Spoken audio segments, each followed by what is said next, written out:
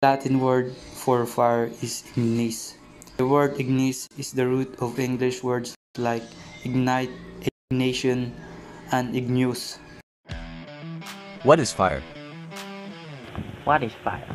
Fire is the manifestation of rapid chemical reaction occurring between fuel and oxidizer. Typically, the oxygen in the air, such rapid chemical reaction, release energy in the form of heat and light. Why is there fire? Because of elements of fire triangle: heat, source of ignition; oxygen, aids of combustion; fuel, anything that will burn when heated with sufficient oxygen. Fire could start if one dot of the fire triangle's dot components is missing. If one of the components of the fire triangle is missing, a fire cannot start or continue to burn. Without any one of these elements, a fire cannot exist. Remove the fuel and the fire will starve. Cut off the oxygen supply and the fire will suffocate. Reduce the heat below the ignition temperature and the fire will die out. Main causes of fires: smoking, electrical problems, heating appliances, intentional fires, and cooking.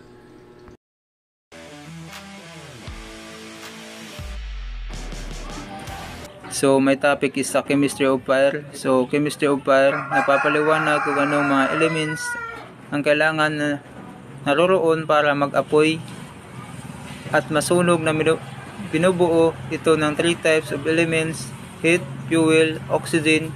Kung wala ang aliman sa 3 types ito ay apoy, ay hindi maaaring magsimula or manatili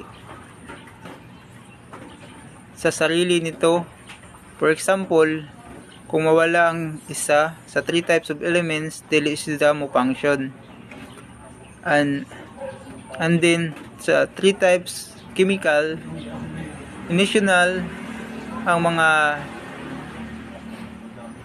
molecules ng gasolina ay naghiwa-hiwalay na bumubuo ng libreng radial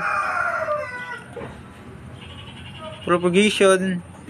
Ang mga libreng radial ay tumutugon sa oxygen na lumikha ng higit pang mga libreng radial at naglabas ng init. So sa termination, ang mga libreng radial ay muling pinagsama ang pagtatapos ng reaction. The combustion process is better represented by the fire tetrahedron. There are the 4 types of fire tetrahedron. Number 1, fuel. This is the material that will undergo combustion such as wood, gasoline, or propane. Number 2, oxygen. This is necessary to sustain combustion.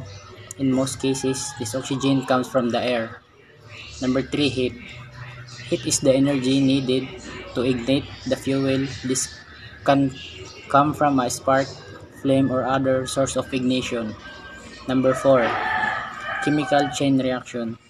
This is the self-sustaining reaction that occurs once the fuel is ignited. It involves the breakdown of molecules and the release of energy in the form of heat and light. The physical properties and dry types ng physical properties, which is ang specific gravity, vapor density, and vapor pressure. Then first of all, kung mula ang tanan specific gravity, it is the ratio of the weight of a solid or liquid substance to the weight of an equal volume of water.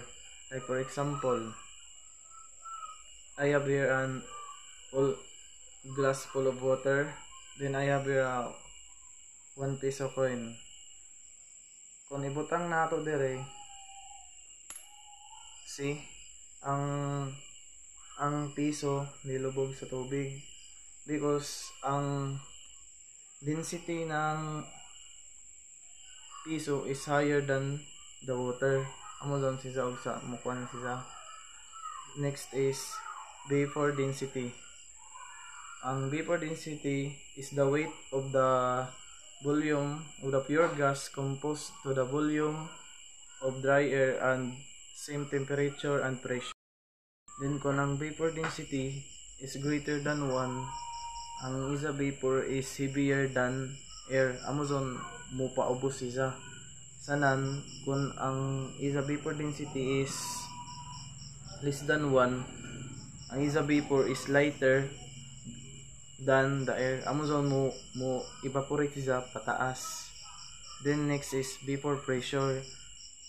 The vapor pressure is a gas exerted by the molecules to the surface of a liquid. Amo bitason kung how doon makita mo sa pakulo ko ng tubig, di ba magbuya-buya siya. Amo doon ang gas ni sa mapundo sa ilayom. Amo doon taglaw na pressure.